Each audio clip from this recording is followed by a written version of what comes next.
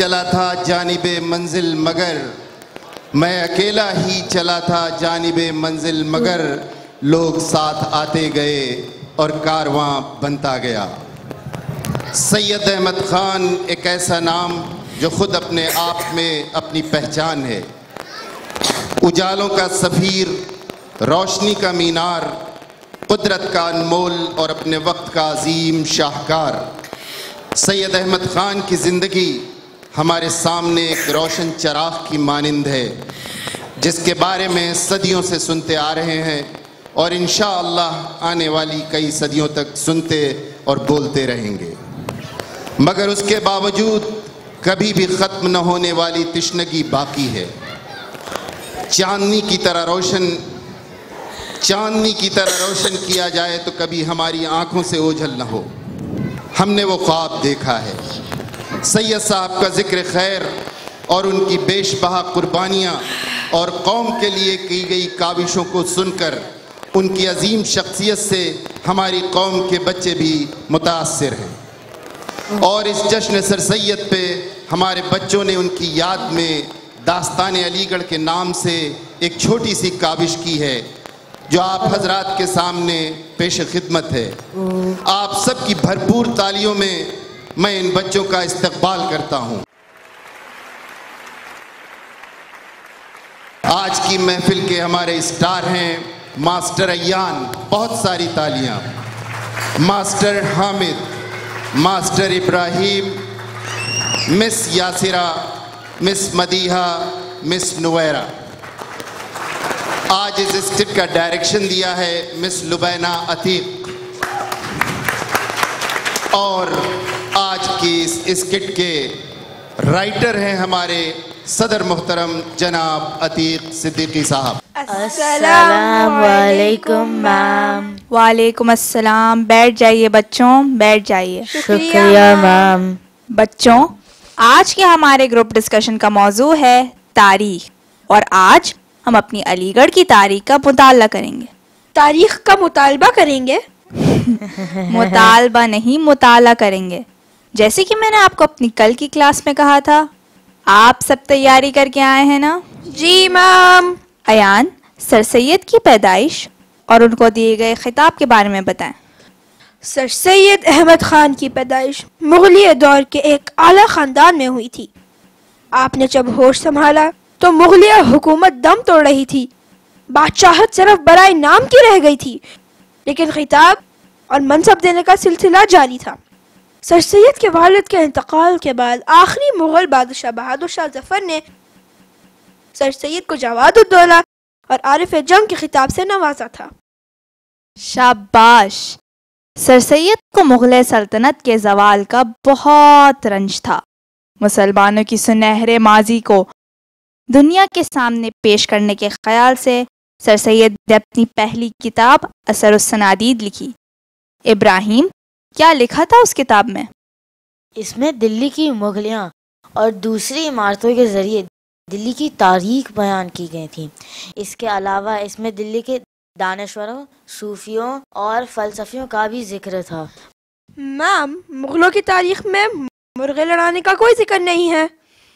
کم آن ایان، مغلیہ سلطنت کے عظیم الشان شہنشاہ جلال الدین محمد اکبر کے وزیر ابو الفیضی نے اکبر کے قوانین کو لے کر فارسی زبان میں ایک کتاب لکھی تھی۔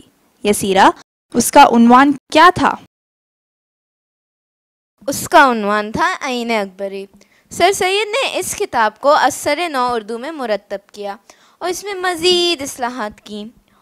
اور میم، یہ سر سید کی خوش نصیبی تھی کہ ان کے دور میں مرزا اسداللہ خان غالب موجود تھے۔ بالکل صحیح۔ حامد، سر سید نے اپنی دوسری کتاب عین اکبری کے لیے غالب سے ایک دپاچے کی درخواست کی تھی۔ جی میم، اور غالب نے دپاچہ تو لکھ دیا، لیکن سر سید کو باقاعدہ تنبیہ کی، بلکہ مرزا غالب نے سر سید کو سمجھایا کہ موجودہ حالات بدل چکے ہیں۔ یس مدیحہ۔ میم، سر سید غالب کی اس بات سے اثر انداز ہوئے بغیر نہ رہ سکے۔ غالب کا کہنا تھا کہ انگریز سے سبق سیکھو، کیونکہ وہ فطرت کو مسخر کر کے اپنے اجداد سے کہیں آگے نکل چکا ہے۔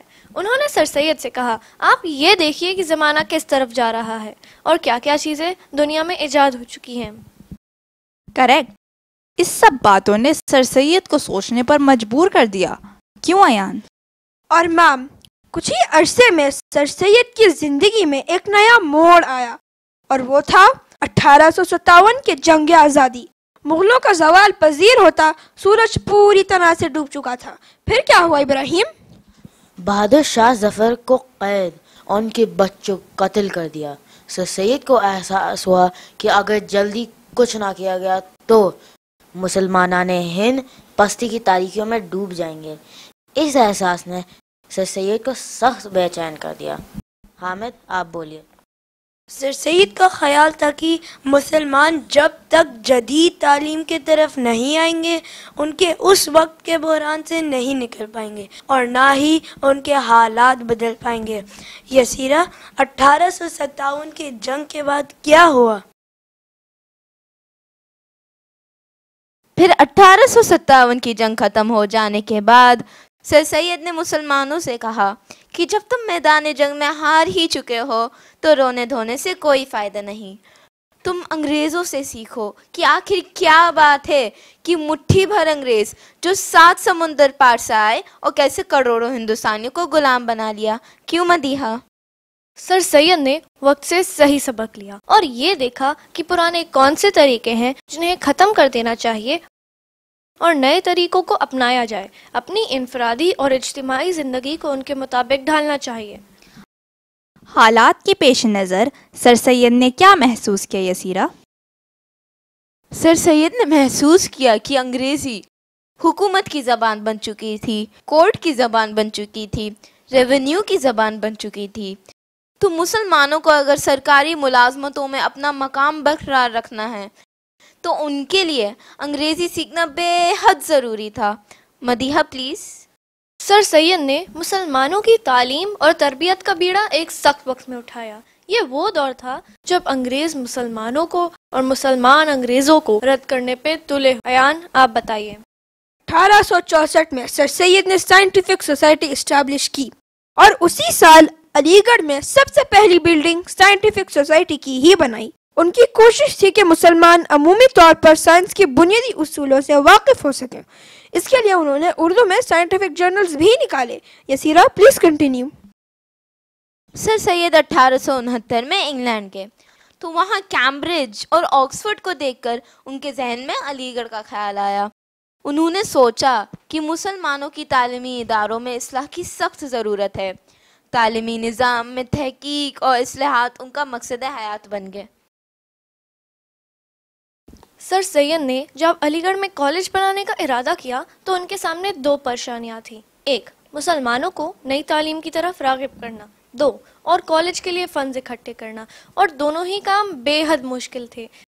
اس ارادے سے تکمیل تک کا سفر بہت ہی مشکل اور تھکا دینے والا تھا، لیکن سر سید نے بغیر کسی ذاتی غرض کے صرف قوم کے لیے اس سفر کا تعین کیا تھا نا یسیرہ؟